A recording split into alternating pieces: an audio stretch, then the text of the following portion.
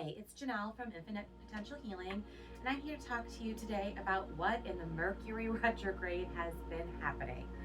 So we know that Mercury has been retrograde unless we've been living under a rock. Some of you might have heard that it's in Gatorade or in the microwave. However you want to frame it, you do you. I'm not going to judge. So what I have noticed working with my clients for the past week and a half or week and change since Mercury has been in retrograde is a couple of things. First of all, there are a lot of shifts going on with people's employment.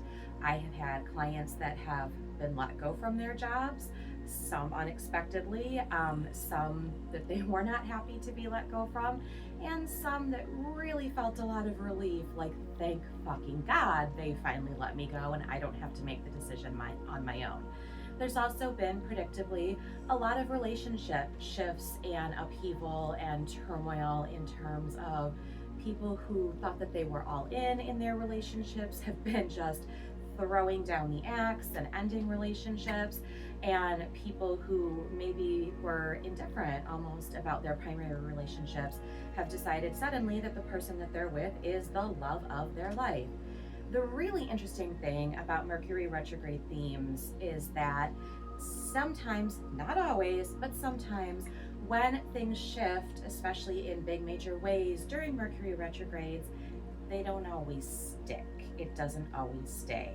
So we could come out of a Mercury retrograde and find that whatever moves or decisions we made within our relationships, maybe we didn't actually mean it, or it wasn't what we actually wanted.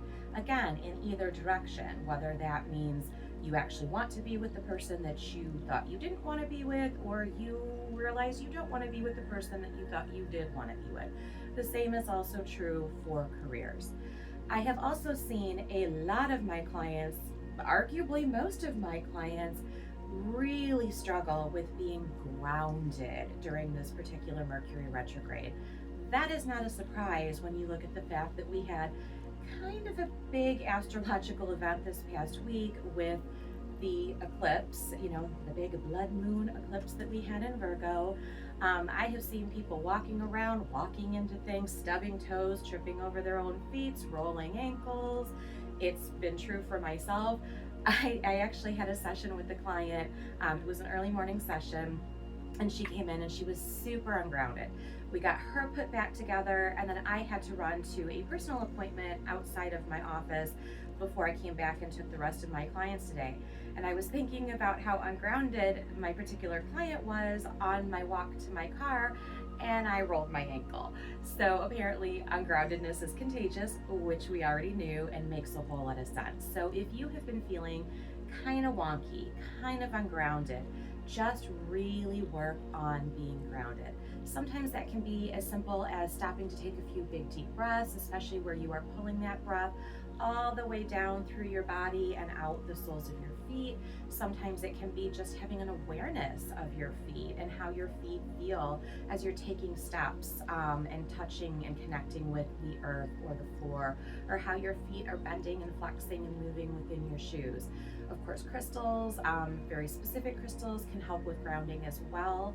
And more than anything, making sure that you are getting enough rest, because that is something else that I have very much seen with my clients over the course of this particular Mercury retrograde, is that everyone is absolutely fucking exhausted. I mean, wiped out, can barely function.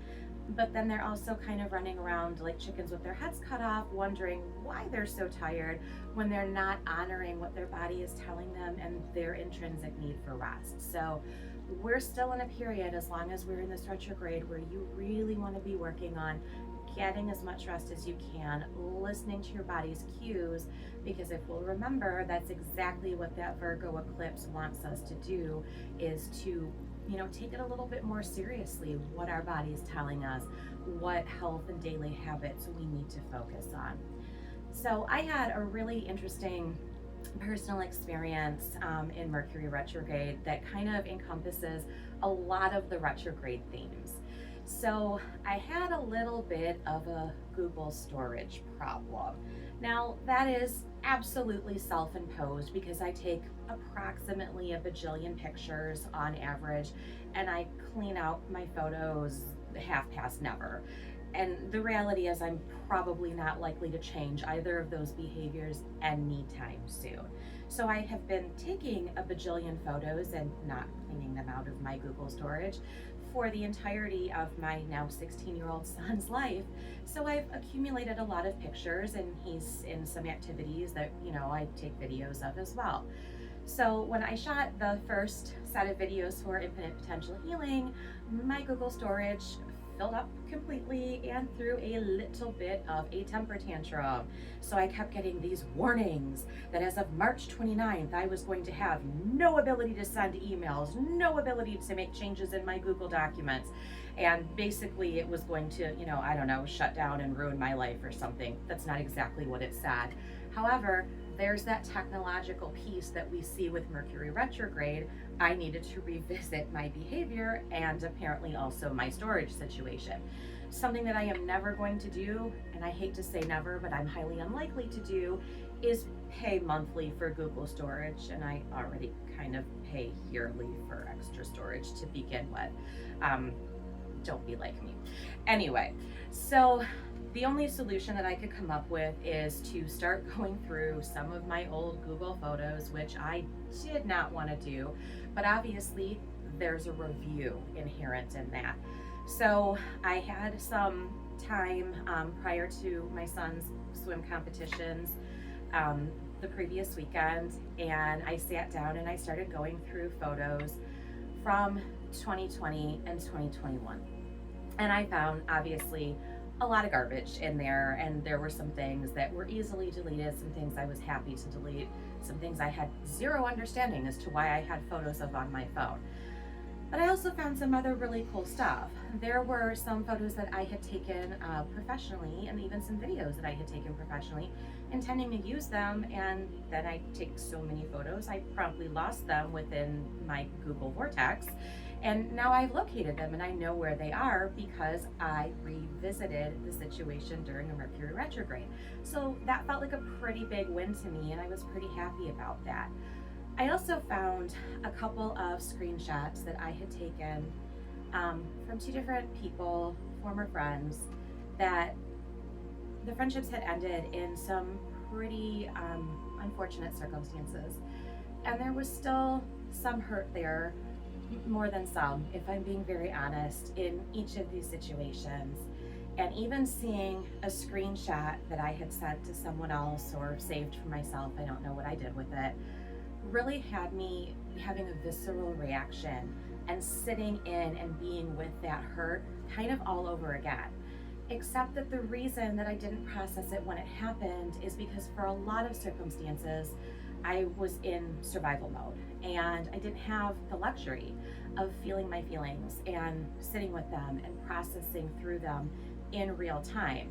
Also, we all know in 2020, we were kind of in the throes of, a global pandemic, and a lot of us went into survival mode at that point. Some of us have made it out, some of us still haven't, and the world has continued to go crazy around us, so it hasn't always left appropriate space for processing feelings. So here I am revisiting each of these situations, definitely feeling a certain kind of way about it, very hurt, very disappointed, and realizing that truly the only way out was to revisit it, to sit with it, and then to delete the damn photo so that it didn't have any power over me and won't ever again. And it's not an instant process. It's not even a linear process. It's not a one or done process. So it's something that not only do I have to sit with and process now, but it may come up for me again in the future. I just am not going to have a tangible, instantaneous result to bring that up. But then on the flip of that, kind of two not so great situations that I could have probably lived without revisiting, I also found some text messages or screenshots of text messages from a client who had come to see me in 2021 and had texted me when they finished some spiritual action steps, aka homework, that I had, or Spirit more accurately, had assigned to them. And it was a beautiful text message, and it was such a confirmation of why I do what I do and brought me so much joy to see that. And it really made me feel very shiny and very happy and very proud. And it allowed me to, really re-experience all over again all of the love that I had in my heart for that particular moment, that particular client, and my business in general. And so it was a big blessing to me. And then I also found a text message or a screenshot of a text message from someone who was very special to me, who is very special to me. And we really started talking in a very specific and intimate way in 2021. And it made me very nostalgic and gave me wonderful, shiny, happy feelings. Just remembering those initial conversations and what we went through then and what we had gone through since, and how far both of us have come and how much both of us have grown. And I just had a wave of immense and enormous gratitude for the evolution, the very unexpected evolution of that particular situation. So, very Mercury retrograde themed, all of these re-themes, all of these, ideas of revisiting. So that is kind of how Mercury retrograde has played out both for my clients and for myself. We are still in the throes of Mercury retrograde, and we are going to be here realistically, even though Mercury stations through Mercury stations on March 20th, it's not going to be out of shadow until April 9th. So we've still got a hot minute more to kind of navigate this energy. And so you guys have some tips and tricks as to how to do that in some of my earlier videos. And hopefully this information that I've shared with you today gives you an idea as to how it's affecting yours truly and how it's kind of macrocosmically affecting my clientele that I get to work with on a daily basis. So I hope that you guys have a wonderful, enlightening rest of your Mercury retrograde, and I will see you on the other side.